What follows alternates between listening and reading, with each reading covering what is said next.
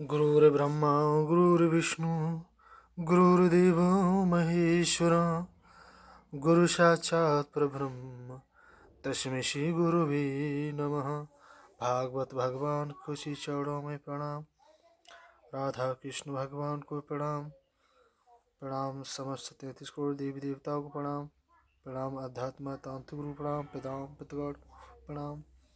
श्रीमद् भागवत महापुराण शिव सागर का 10वें स्कंदम का 49वां अध्याय अक्रूर जी का हस्तिनापुर गमन। आज अध्याय हम पढ़ेंगे भगवान की कृपा से, भागवत भगवान की कृपा से। तो आप सभी भक्तों सुने भगवान की दिव्य अमृतमयी श्रीमद् भागवत पुराण सुख सागर की ये कथा को। श्री सुखदेव बोले, हे राजन परीक्षित, भगवान श्री कृष्ण चंद्र जी की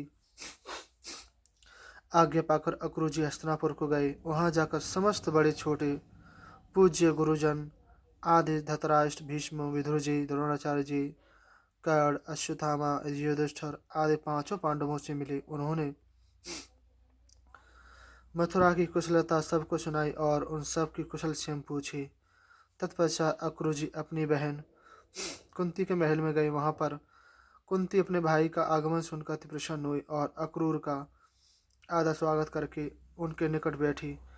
उनके हृदय में अपने गांव घर की याद जागृत हो उठी। वह आंसू पोंछकर सबकी कुशल मंगल पूछने लगी। अरे भाई, मेरे माता पिता, बहन, सखी, सहेली सब कुशलते तो है ना? मैंने सुना है कि मेरे भाई वसुदेव जी के पुत्र श्री कृष्णचंद्र और बलराम जी स्वयं कमल नयन भगवान तथा दोनों दीनों के रक्षक हैं। क्या वे कभी अपने फफेरे भाइयों की भी याद करते हैं? हे भाई, मैं क्या वे सभी क्या शत्रुओं के बीच में फंसी हुई हूँ। कई बार मेरे पुत्रों को भी दे दिया गया है। मारने के उपाय किए जा रहे हैं। उनके बल, पौरुष तथा विद्या को देख देख कर दुष्ट दुर्योधन, शकुनि आदि धृतराष्ट्र के पुत्र जलते हैं। मेरे इन पुत्रों को अनेक प्रकार की यातनाएं देते हैं। मेरे तो केवल वे ही यदुनायक श्री कृष्णचंद्र रक्षक हैं। श्री सुखदेव जी बोले, हे राजन परीक्षित, तुम्हारी परदादी कुंती इसी भांति अपने पुत्रों पर धृतराष्ट्र के पुत्रों के अत्याचारों के रमण करके फूट फूट कर रोने लगी। उसकी करुणाजनक दशा को देखकर अक्रूर जी तथा विदुर जी अति दुखी हुए और कुंती को ज्यों का त्यों करके सांत्वना दी। अक्रूर जी उन धृतराष्ट्र के पुत्रों तथा अन्यायों की परीक्षा करने के लिए कई महीने तक हस्तिनापुर रहे।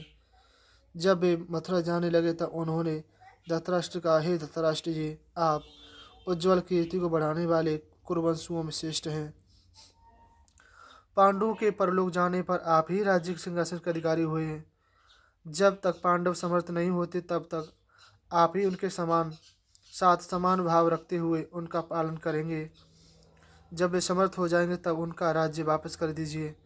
आप अपने पुत्रों पांडु पुत्रों के साथ समानता का व्यवहार कीजिए। यदि आप ऐसा नहीं करेंगे तो संसार में आपकी निंदा होगी और आपको नरक में जाना होगा। हे राज, यह तो आप जानते हैं कि पुत्र, स्त्री, धन संपत्ति, यह शरीर सभी नाशवान है और यह सब यहीं पड़े रह जाते हैं। केवल जीव ही अपने कर्मों को लेकर बाहर जाता है। जो मूर्ख जीव उन्हें अपना समझकर अन्याय करता है और धर्म के विमुख आचरण करता है, वह लौकिक तथा पारलौकिक दोनों ही मार्गों से च्युत हो जाता है और पाप की गठरी सिर पर लाद कर नरक में जाता है। यह जगत 4 दिन की चांदनी फिर अंधेरी रात है। इसलिए आप पक्षपात रहित होकर अपने पुत्र तथा पांडु के पुत्रों के साथ समान व्यवहार कीजिए। धृतराष्ट्र बोले, हे अक्रूर जी, आपके वचन सत्य और मरने वाले के लिए अमृत के समान, किंतु हे अक्रूर जी, मेरा चित्त ऐसा चंचल हो रहा है और पुत्रों की ममता से ऐसा विषम हो रहा है कि आपके यह उपदेश उसमें ठहरते ही नहीं है। एक बार बिजली की भांति कौंधते हैं और फिर क्षीण हो जाते हैं। अब जो होना है सो होगा। मैंने सुना है कि युद्धकुल में सर्वशक्तिमान भगवान अवतीर्ण हुए हैं। ऐसा कौन है जो उनके विधान को लौटा सके। उनकी जो इच्छा होगी वही होगा। उनकी माया को कोई नहीं जान सकता। मैं उन अचित्य शक्तिशाली भगवान को नमस्कार करता हूँ। श्री सुखदेव जी बोले, हे राजन परीक्षित, बुद्धिमान अक्रूर जी धृतराष्ट्र का यह गूढ़ महत्व और अभिप्राय समझकर कुंती से विदा होकर वहाँ से मथुरा चले आए और उन्होंने वहाँ का सारा हाल और धृतराष्ट्र का बर्ताव बलराम तथा श्री कृष्ण को ज्यों का त्यों सुना दिया। दशम स्कंदम समाप्तम। पूर्वार्ध समाप्तम।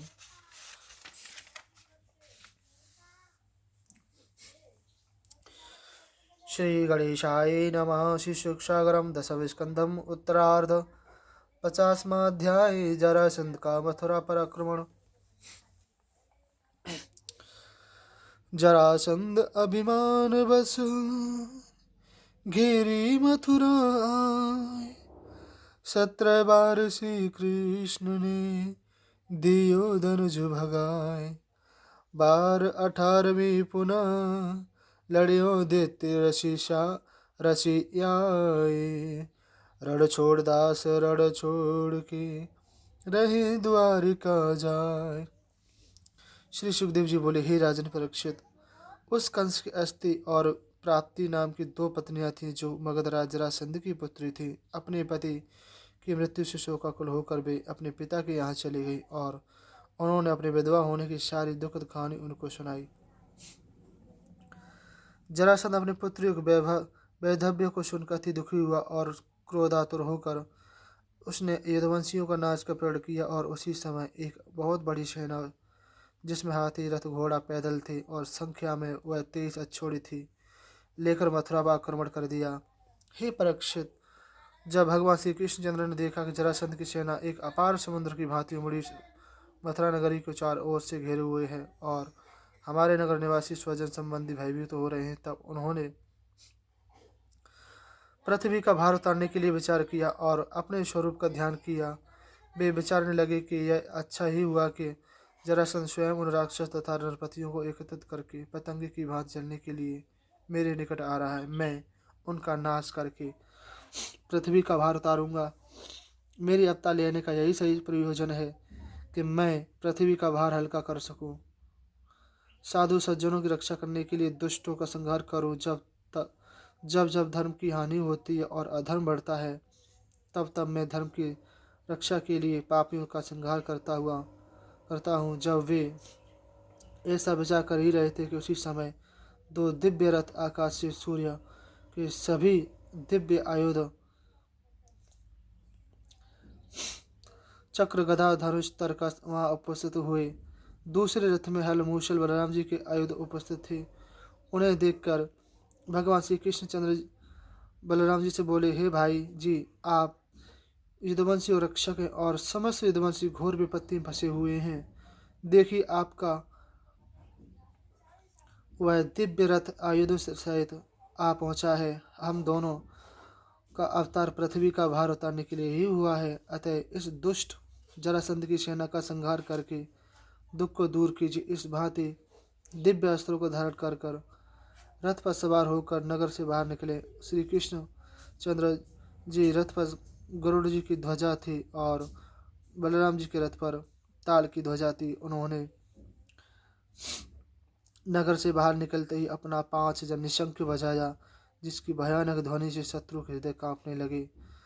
जब जरासंध ने आगे बढ़कर कहा, हे नराधम कृष्ण, तू तो अभी बालक ही है, मुझे तेरे साथ लड़ने में लाज आती है। तू अपने मामा की हत्या करने वाला, इसलिए मैं तेरे साथ न लड़कर इस बलराम के साथ लड़ूंगा। रे बलराम, यदि तू स्वर्ग चाहता है तो हिम्मत करके मेरे साथ लड़। तू मुझे मार डाल अथवा मेरे बाणों से मरकर स्वर्ग को चला जा। तब श्री कृष्णचंद्र बोले, हे मगधराज, वीर पुरुष कभी गाल नहीं बजाते। तू स्वयं मृत्यु के मुख में जाने वाला, इसलिए ये बकबक कर रहा है। मैं तेरी इन बातों का पर ध्यान नहीं देता। श्री सुखदेव जी बोले, हे राजन परीक्षित, जिस प्रकार बादल सूर्य को ढक लेता है,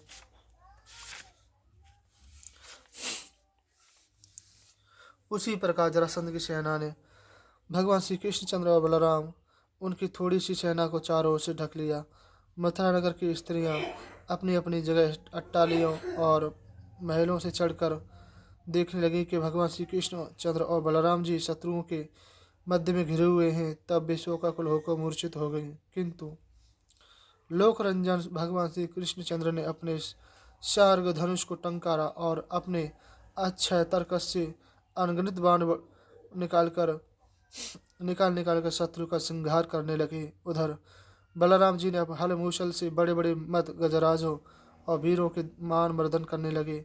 इस भाई इस भांति दोनों भाई उस जरासंध की सेना को इस प्रकार काटने लगे जैसे कोई किसान अपनी सूखी खेती को काटता है। घोड़े हाथी मनुष्य छटपटा छटपटा कर मरने लगे।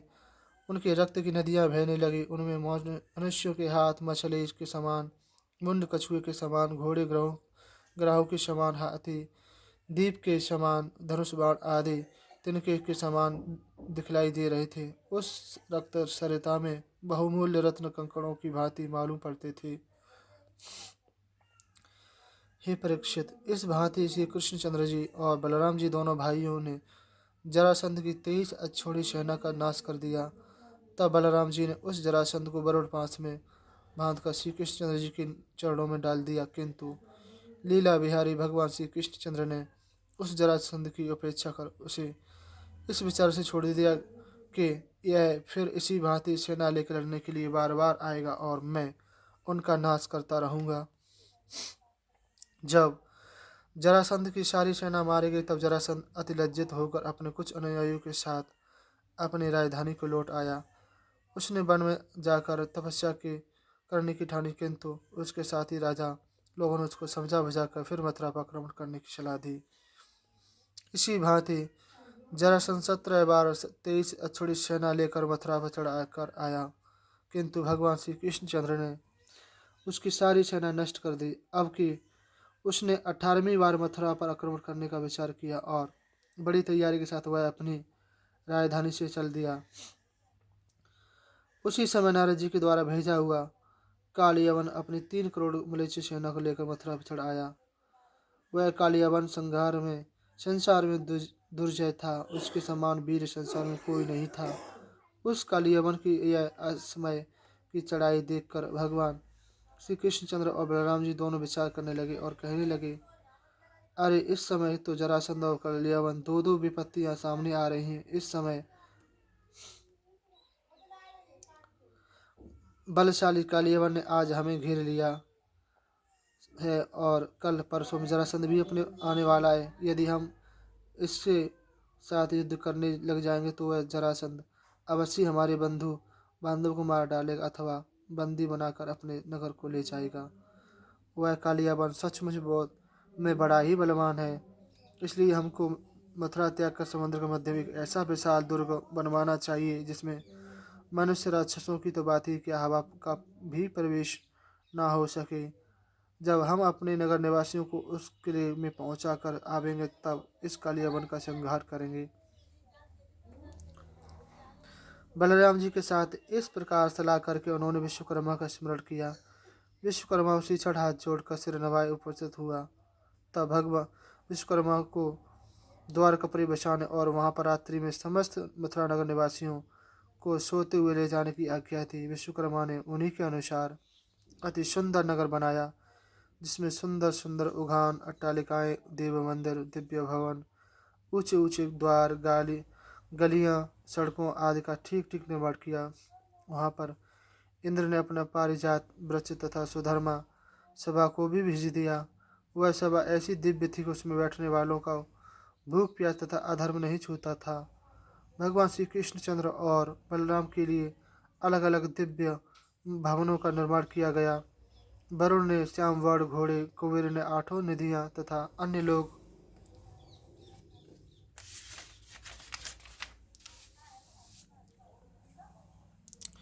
पालों ने अपनी अपनी विभूतियां भगवान श्री कृष्णचंद्र की सेना के लिए भेज दी। भगवान श्री कृष्णचंद्र ने अपनी अचित्य महान शक्ति योग माया के द्वारा अपने स्वजन संबंधियों को द्वारकापुरी भेज दिया। शेष प्रजा की रक्षा के लिए मथुरापुरी में बलराम जी को रख दिया। तत्पश्चात उनसे अनुमति लेकर कंठ में चरण कमलों की माला धारण करके बिना कोई अस्त्र लिए ही स्वयं अकेले नगर से बाहर बड़े द्वार से निकले। 91वां अध्याय व कालियावन का भस्म होना तथा मुचकुंद की कथा। श्री सुखदेव जी बोले, हे राजन परीक्षित, भगवान श्री कृष्ण चंद्र अपने अलौकिक दिव्य रूप से मथुरा नगर के मुख्य द्वार से निकले। उस समय ऐसा प्रतीत हुआ था कि मानो प्राची दशा से चंद्रमा उदय हुआ हो।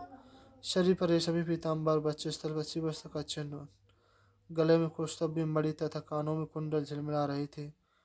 उनकी 4 भुजाएं थीं जो लंबी लंबी तथा कुछ मोटी थीं। उनके नेत्र कमल दल के समान थे। उनके मुख कमल की शोभा तीव्र थी। मंद मंद मुस्कान सबके मन को हर लेती थी। ऐसे श्याम वर्ण दिव्य पुरुष को देखकर कालियावन ने नारद जी के बतलाए लक्षणों के अनुसार उन्हें शीघ्र पहचान लिया कि यही वासुदेव इस समय यह पैदल ही बिना अस्त्र शस्त्र के लिए मेरी ओर आ रहा, इसलिए मैं भी बिना अस्त्र शस्त्र लिए ही इससे युद्ध करूंगा। ऐसा विचार करके कालियावन भगवान श्री कृष्ण की ओर दौड़ा। कालियावन को अपनी ओर आते देखकर लीला विलासी भगवान श्री रण छोड़ नाथ दूसरी ओर मुख करके भाग निकले। आगे आगे रण छोड़ तथा नाथ तथा पीछे पीछे कालियावन दौड़ रहा था। हे परीक्षित, जिसको बड़े बड़े योगियों के मन भी नहीं पकड़ सकते हैं, वह कालियावन कैसे पकड़ सकता था। वह दौड़ते दौड़ते थक गया। वह पग पग पर यही समझता था कि मैंने अब पकड़ा। इसी भांति भगवान श्री कृष्णचंद्र उस कालियावन को अपने पीछे पीछे एक पहाड़ की गुफा में ले गए। कालियावन उनके पीछे पीछे चिल्लाता जाता हुआ था और अरे भाई, तुम तो वीर हो ही हो, युद्ध छोड़कर भागना ठीक नहीं है। किंतु अभी उसके अशुभ फल नष्ट नहीं हुए थे, इसी कारण उसे भगवान की प्राप्ति नहीं हो सकती थी। तब भगवान श्री कृष्णचंद्र ने गुफा में घुस गए। तब वहां उन्होंने एक पुरुष को सोते हुए देखा और उसे अपना दुपट्टा उड़ाकर और छिप गए। कालियावन ने क्रोधावेश में आकर उस पुरुष को लाती मारी और कहा, दुष्ट, भागकर यहाँ आराम से यहाँ आ गया है।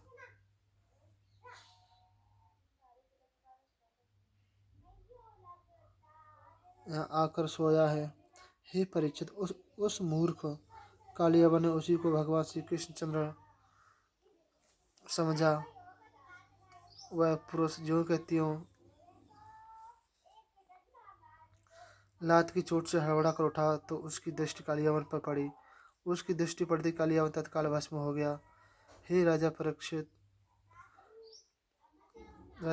बोले, हे भगवान, वह कौन सा पुरुष था, किस काल में जन्म लिया था और उसने कौन सी तपस्या की थी जिसके प्रभाव से उसकी दृष्टि पड़ते ही वह महाबली कालियावन तत्काल भस्म हो गया।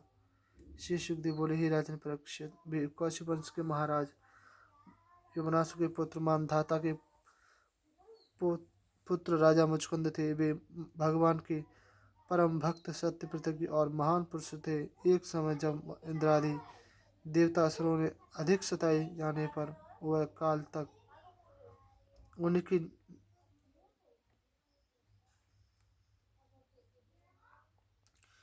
रक्षा की थी। जब स्वामी कार्तिकेय उनके सेनापति बन गए थे, तब इंद्र ने राजा मुचकुंद से कहा, हे वीर श्रेष्ठ, आप श्रम करते हुए अधिक थक गए हैं, अब आप विश्राम करें। आपने हमारी बहुत रक्षा की है। आपने हमारे लिए राज्य, जीवन तथा सभी भोग त्याग दिए हैं। अब आप कि स्त्री पुत्र बंधु बांधव मंत्रीगण और आपके समय की प्रजा भी नहीं रही। वे सब के सब काल के काल में चले गए हैं। इसलिए आप केवल मोक्ष को छोड़कर और जो चाहे मांग ले, क्योंकि मोक्ष के देने वाले तो भगवान कृष्ण ही हैं, भगवान विष्णु हैं। देवताओं के इस प्रकार कहने पर राजा मुचकुंद ने केवल निंदा का ही वर मांगा, क्योंकि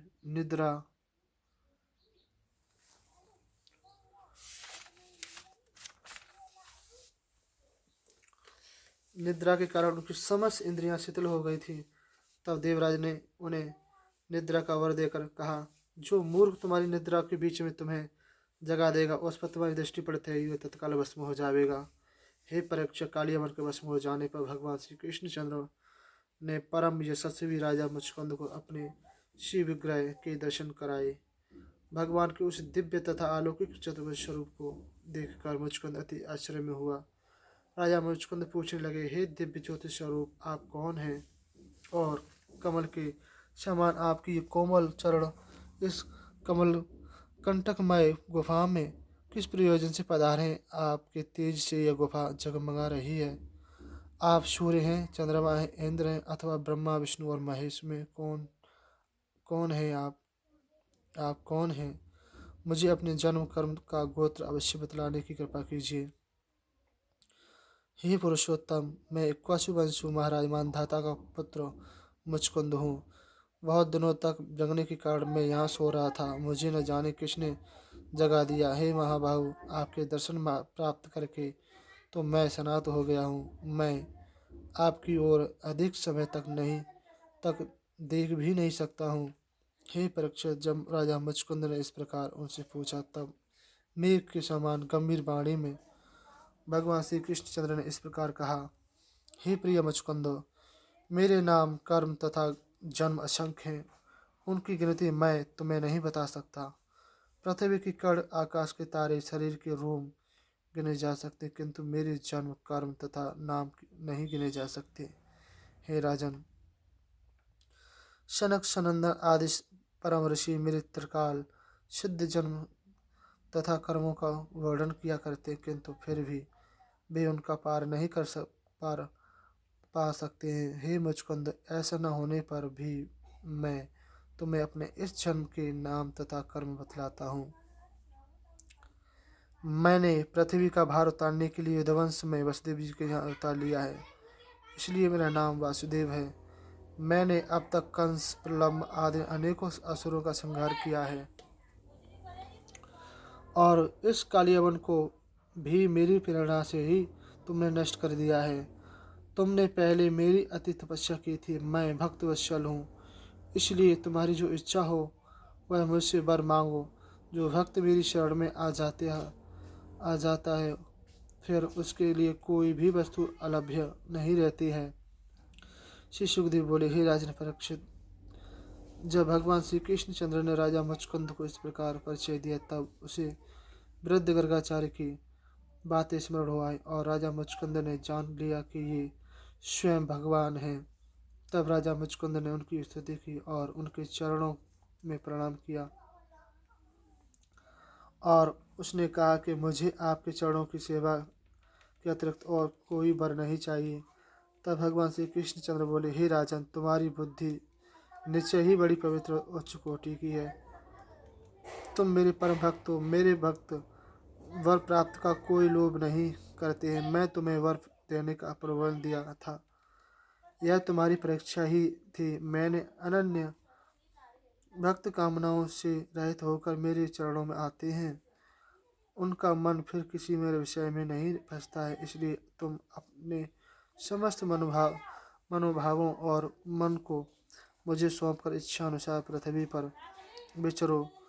तुमने क्षत्रिय धर्म के अनुसार बहुत से पशुओं का वध किया है। अब तुम मेरी आराधना से अपने उन संपूर्ण पापों को नष्ट कर दो। आगे के जन्म में तुम ब्राह्मण होंगे। अब तुम अपनी विशुद्ध बुद्धि द्वारा मुझ परमात्मा को प्राप्त करोगे। 52वां अध्याय, द्वारकापुरी गमन, बलराम जी का विवाह तथा श्री कृष्ण के पास रुक्मिणी का संदेश।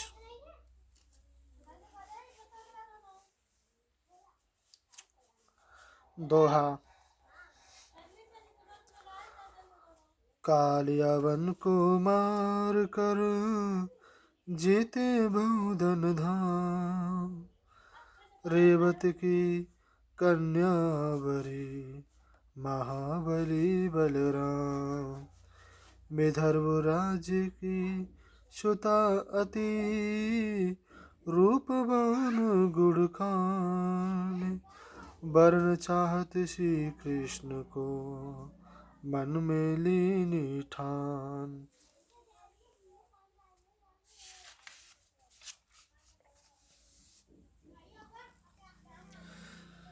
श्री सुखदेव जी बोले, हे राजन परीक्षित, काल रूप भगवान श्री कृष्ण चंद्र ने इस भांति कालियावन का वध कराया और राजा मुचकुंद पर कृपा की। राजा मुचकुंद गुफा से बाहर निकले तो उन्होंने देखा कि पहले की अपेक्षा सभी मनुष्य, पशु, लता, वृक्ष आदि बहुत छोटे आकार के हैं। इससे वे समझ गए कि अब कलयुग आ गया है। इसमें वे उत्तर दिशा की ओर गंधमादन पर्वत पर चले गए। वहां जाकर वे श्री भद्र का आश्रम में रहकर गर्मी सर्दी सहते हुए तपस्या के द्वारा भगवान श्री कृष्णचंद्र की आराधना करने लगे। हे परीक्षित, उस कालियावन का वध करके भगवान श्री कृष्णचंद्र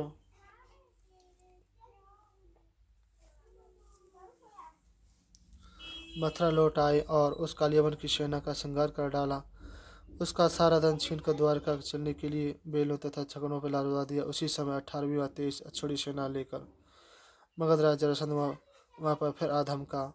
उस शत्रु की प्रबल सेना को देखकर भगवान श्री कृष्णचंद्र बलराम उसके सामने से ही बड़ी फुर्ती से भाग चले।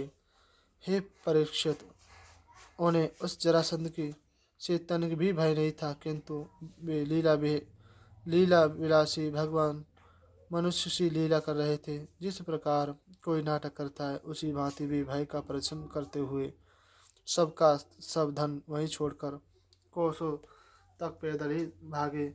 जब जरासंध उनको भागते हुए देखा तब वह रथ पर सवार होकर उनके पीछे दौड़ा। बहुत दूर दौड़ते दौड़ते वे एक ऊंचे प्रवसन नाम के पर्वत पर चढ़ गए। उस पर्वत पर सदा वर्षा होने के कारण ही उसका नाम प्रवसन था। जरासंध ने उनको उस पर्वत पर बहुत तेरा खोजा, लेकिन जब उनको उनका कोई पता न चला तब उसने उस पर्वत पर आग लगा दी। तब जब भगवान श्री कृष्ण ने देखा पर्वत जल रहा है, तब दोनों भाई जरासंध की सेना लांघते हुए बड़े वेग से उस 44 कोस के ऊंचे पर्वत से एकदम नीचे पृथ्वी पर कूद पड़े और वे दोनों समुद्र से घिरी हुई अपनी द्वारका में आ गए। जरासंध ने समझा कि वे इसी पर्वत में जलकर मर गए। तब वह अपनी सेना लौटाकर अपनी राजधानी को चला गया। हे परीक्षित, मैंने नवम स्कंद में तुमको यह सुनाया था कि अनार्थ देश के राजा रेवत जी ने भी ब्रह्मा जी की आज्ञा से अपनी रेवती कन्या बलराम जी को ब्याह दी थी। बलराम जी का विवाह होने पर भगवान श्री कृष्णचंद्र जी भी शिशुपाल आदि के देखते हुए विदर्भ देश की राजकुमारी रुक्मिणी को बरलाए। वे स्वयं लक्ष्मी जी का ही अवतार थे। राजा परीक्षित बोले, हे भगवान, मुझे भगवान श्री कृष्णचंद्र जी की इस पवित्र कथा को विस्तार पूर्वक सुनाने की कृपा कीजिए। वे किस भांति रुक्मिणी जी का हरण करके लाए। मेरा मन उनकी अमृतमयी कथाओं को सुनते सुनते नहीं थका। श्री सुखदेव बोले, हे राजन परीक्षित, विदर्भ देश के राजा भीष्म के 5 पुत्र और 1 कन्या थी। बड़े पुत्र का नाम रुक्मी, उससे छोटे पुत्र का नाम रुक्मरथ, रुक्मबाहु, रुक्मकेश तथा रुक्ममाली था और सब से छोटी कन्या का नाम रुक्मणी था। उस रुक्मणी ने अनेकों ब्राह्मण तथा भगवत भक्तों के मुख से जिस काल से भगवान श्री कृष्णचंद्र के रूप, सौंदर्य, माधुर्य, पराक्रम, गुण तथा वैभव की प्रशंसा सुनी, उसी काल से उसकी परम भक्ति तथा प्रेम भगवान श्री कृष्णचंद्र के प्रति उत्तरोत्तर बढ़ने लगा। वह रुक्मिणी जी लक्ष्मी जी का अवतार होने के कारण सर्वगुण संपन्न था तथा अति सुंदरी थी। उनके अद्वितीय शील तथा गुणों को सुनकर राजा भीष्म यह चाहते थे कि मेरी इस कन्या का विवाह श्री कृष्ण के साथ हो, किंतु भीष्म यह चाहते थे कि मेरी इस कन्या का विवाह श्री कृष्णचंद्र के साथ हो, किंतु भीष्म का बड़ा लड़का रुक्म चाहता था कि मेरी बहन रुक्मिणी का विवाह चेदिराज शिशुपाल के साथ हो। अतः उसने रुक्मिणी का टीका शिशुपाल के यहाँ भिजवा दिया, किंतु जब रुक्मिणी जी को इस बात का पता चला तो वे अति उदास हो गई और उन्होंने सोच विचार कर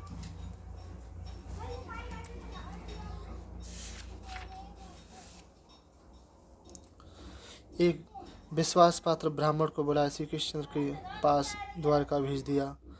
जब वह ब्राह्मण द्वारकापुरी में पहुंचा तब भगवान श्री कृष्णचंद्र के द्वारपालों ने तुरंत ही उस ब्राह्मण के महलों में पहुंचा दिया। ब्राह्मण के उस परम भक्त भगवान श्री कृष्णचंद्र ने उनके आगमन का कारण पूछा।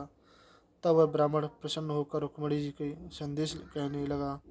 रुक्मिणी जी ने कहा, हे त्रिभुवन सुंदर, आपका सौंदर्य तथा आपके गुण कानों के द्वारा मेरे हृदय में प्रवेश कर गए हैं। मैंने आपके उन सभी गुणों का वर्णन सुना है जो जगत के प्राणियों के पवित्र करने का एकमात्र साधन है। आपके रूप और माधुर्य को देखकर नेत्र वाले प्राणी आपको निहारते निहारते तृप्त नहीं होते। हे अच्युत्य,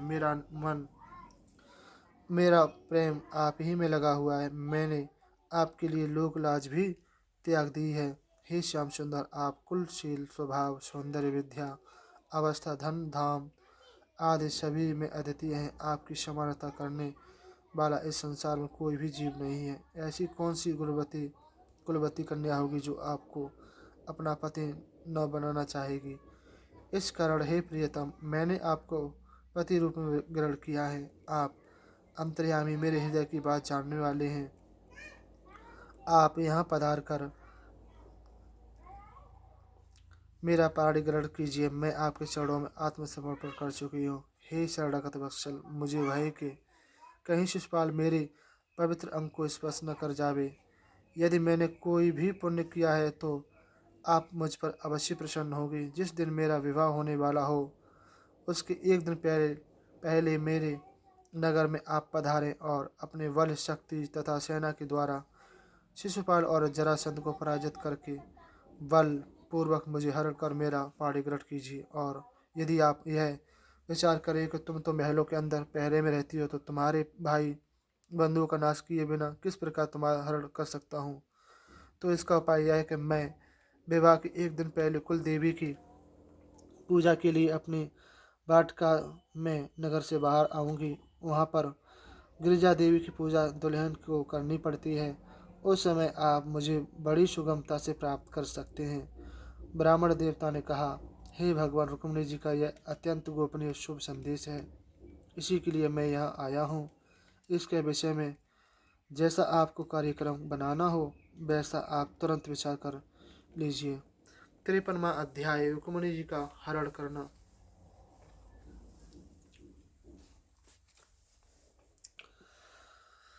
दोहा।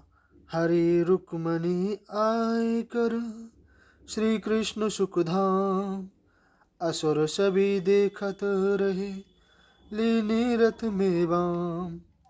श्री सुखदेव जी बोले, हे राजन परीक्षित, भगवान श्री कृष्णचंद्र जी रुक्मिणी जी का यह प्रेम तथा करुणा से पूर्ण संदेश सुनकर ब्राह्मण से मुस्कुराते हुए बोले, हे ब्राह्मण देवता, आप जैसा विदर्भ कुमारी रुक्मिणी जी मुझे चाहती हैं उसी भांति मैं भी उन्हें चाहता हूँ।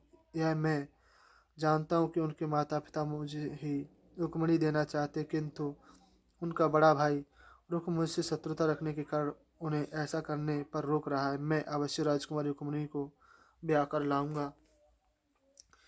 श्री सुखदेव जी बोले, हे राजन परीक्षित, भगवान श्री कृष्णचंद्र ने यह समझ करके रुक्मिणी जी के पाणिग्रहण के लग्न परसों रात्रि ही में है, तब उन्होंने शीघ्र अपने सारथी दारुक को रथ लाने की आज्ञा दी। दारुक सारथी भगवान श्री कृष्णचंद्र की आज्ञा पाते शीघ्र सेव्य सुग्रीव, मेघपुष्प तथा बराहक नाम के 4 घोड़ों को जोड़कर ले आया और हाथ जोड़कर सिर नवाए सम्मुख खड़ा हो गया।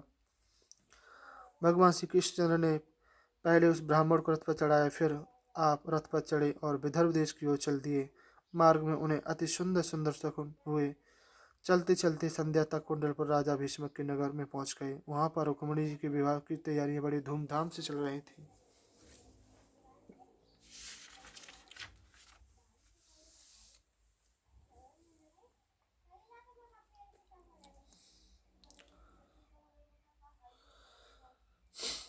नगर, राजपथ, चौराहे, सड़कें, गली कूचे आदि सभी झाड़ बुहार कर छिड़के जा रहे थे। चित्र विचित्र पताकाएं, तोड़वार केला के खंभे लगाए जा रहे थे। स्वर्ण के कलश स्थान स्थान पर रखे जा रहे थे। घरों में से अगर धूप की सुगंध फैल रही थी। राजा भीष्म को कुल देवताओं तथा पितरों की विधिवत पूजा करके ब्राह्मण को भोजन कराए नियमानुसार स्वास्थ्य वाचन करा रहे थे। परम सुंदर रुक्मिणी जी को उभट स्नान आदि कराकर हाथों में शुभ कंकन आदि पहनाए गए। उनको नवीन नवीन वस्त्रों भूषणों वस्त्रों से अलंकृत किया गया था। वेद पाठी ब्राह्मण वेद मंत्रों द्वारा ग्रह शांति के लिए हवन आदि कर रहे थे। भीष्म ब्राह्मणों को सोना चांदी वस्त्र गोए आदि दान कर रहे थे।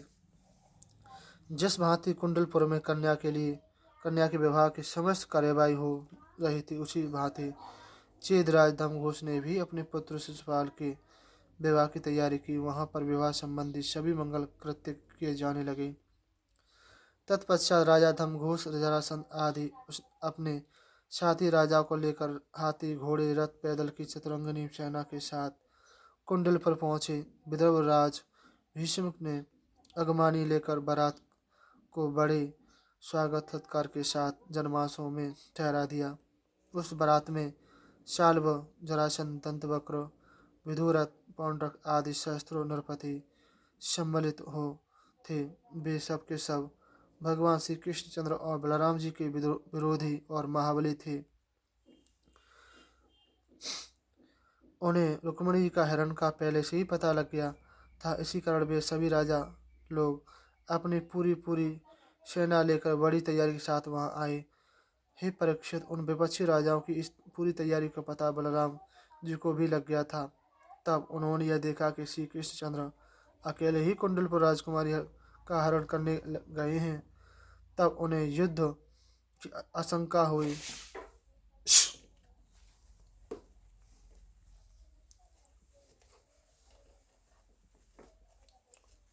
यद्यपि वे श्री कृष्णचंद्र जी के बल पराक्रम को भली भांति जानते थे, किंतु फिर भी भ्रात स्नेह के कारण तुरंत अपने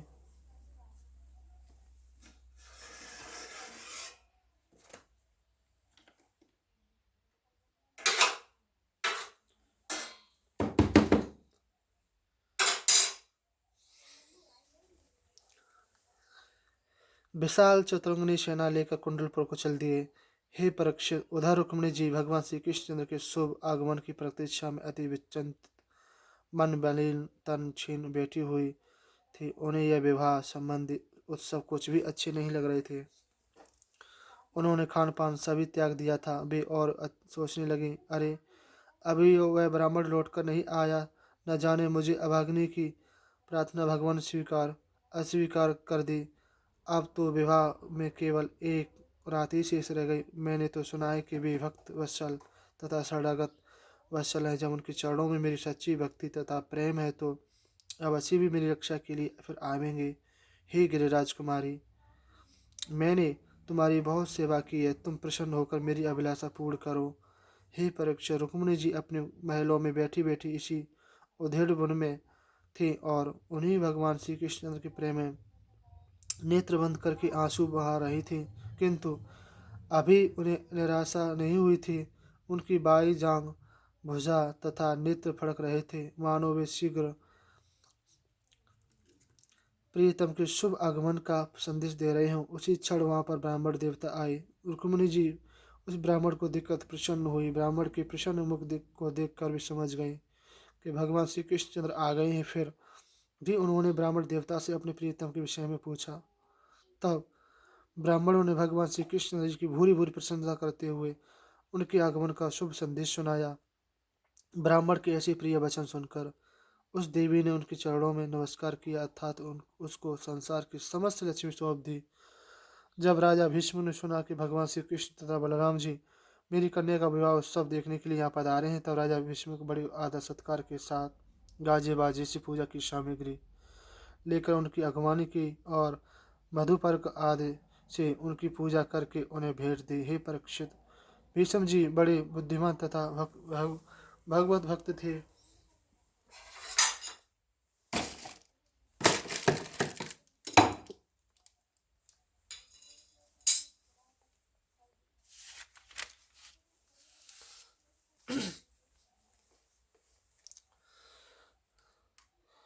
उन्होंने भगवान को तथा उनकी सेना को उचित स्थान पर ठहराया और उनका भली भांति आदर सत्कार किया। जब विदर्भ देश के नागरिकों ने भगवान श्री कृष्णचंद्र का शुभागमन सुन तब वे सभी नगर निवासी उनके दर्शनों के लिए आए और अपने नेत्र भर भर कर उनके मुखारविंद के मकरंद रस को पीने लगे। वे सब परस्पर कहने लगे, सच पूछो तो रुक्मिणी के योग्य तो यही वर है तुम्हारी। हमारी रुक्मिणी जी भी लक्ष्मी के समान सुंदर है। इन दोनों का बड़ा ही सुंदर जोड़ा है। विधाता ने बड़ा ही रच रच कर दोनों को बनाया है। हे परीक्षित, जिस समय प्रवासी परस्पर इस प्रकार की बातें कर रहे थे, उसी समय रुक्मिणी जी महलों से निकलकर गिरिजा गिरिजा पूजा के लिए मंदिर को चली। उनके साथ शिशुपाल, जरासंध आदि ने श्री कृष्णचंद्र के भाई से बड़े बड़े महाबली दैत्य राजा के लिए रक्षा के लिए नियत कर दिए। वह सती रुक्मिणी वैसे तो गिरिजा के पूजन को जा रही थी, किंतु उनका ध्यान गोविंद के चरणों में ही था। वे स्वयं मौन थी और उनकी माता संग की सहेलियां, नगर की स्त्रियां उन्हें घेर कर चल रही थीं। उस समय आगे आगे मांगलिक बाजे, ढोल, मृदंग, शंख, तुरई बाजे बजती जा रही थी। शास्त्रों वीरंगनाएं मंगल गीत गाती जा रही थी। सूत मागध बंदीजन जय जयकार करते जा रहे थे। उनके चारों ओर अस्त्र शस्त्रधारी महाबली दैत्य घेर कर चल रहे थे। रुक्मिणी जी ने देवी के मंदिर में प्रवेश करके अपने हाथ पैर धो आचमन किया तथा शांत भाव से विधिवत अंबिका देवी की पूजा की।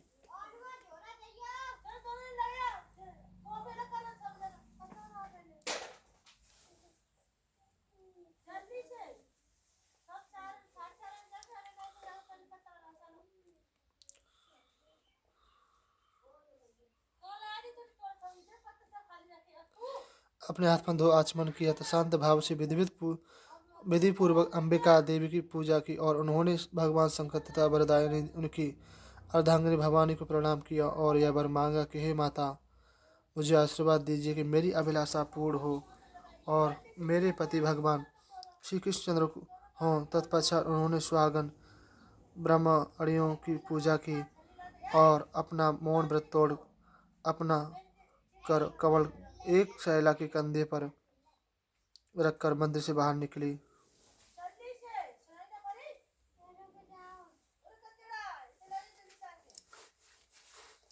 हे परीक्षित, रुक्मिणी के सौंदर्य के विषय में तो कहना ही किया,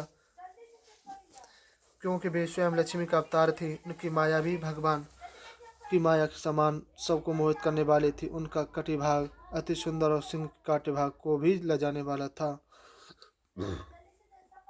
मुखमंडल चंद्रमा को लजा रहा था। जिस स्थान में कुंडल जगमा रहे थे, उनकी अवस्था किशोर और तरुण के मध्य में थी। कटिभाग में करधनी शोभा पा रही थी। उभरे हुए बच्चे स्थल थे। उनकी घुंघराली अलकी तथा बेड़ी नागनियों को भी मात कर रही थी। कुंदकली के समान उज्ज्वल दांतों की पंक्ति थी और बिंबा फल के समान उनके लाल होष्ठ थे। उनके पैरों में पाए जेब शोभायमान थे और उनकी चाल राजहंस के समान थी। उनके सौंदर्य को देखकर सभी बड़े बड़े वीर मोहित हो गए। वे रुक्मिणी जी अपने उस गिरिजा पूजा की यात्रा में अपनी सौंदर्य राशि को भगवान श्री कृष्णचंद्र पर निछावर करने के लिए मंद मंद गति से चल रही थी। उन रुक्मिणी जी के सौंदर्य को देखकर साथ में चलने वाले पहरेदारों के हाथ से अस्त्र छूट गए और वे बेहोश हो गए। उसी समय वहां पर भगवान श्याम सुंदर एक रथ पर चढ़े हुए आ गए। उनको देखकर रुक्मिणी जी प्रफुल्लित हो गई। वे उनके रथ पर चढ़ना ही चाहती थी कि भगवान श्री कृष्णचंद्र ने रथ में से उनका हाथ पकड़कर उन्हें अपने निकट बैठा लिया और वे पहरेदार देखते देखते रह गए। भगवान श्री कृष्णचंद्र ने रथ द्वारका की ओर बढ़ा दिया। जब यह समाचार जरासंध, शिशुपाल आदि ने सुना तब उनसे यह सहन नहीं हुआ और वे अपने को धिक्कारते हुए अस्त्र शस्त्र लेकर उनके पीछे दौड़ने लगे। 54वां अध्याय, शिशुपाल के साथ ही राजाओं का हराना। यह अध्याय अब कल पढ़ेंगे भगवान के आशीर्वाद से। भागवत भगवान की श्री चरणों में कोटि कोटि अभिनंदन। प्रणाम प्रणाम प्रणाम प्रणाम प्रणाम प्रणाम।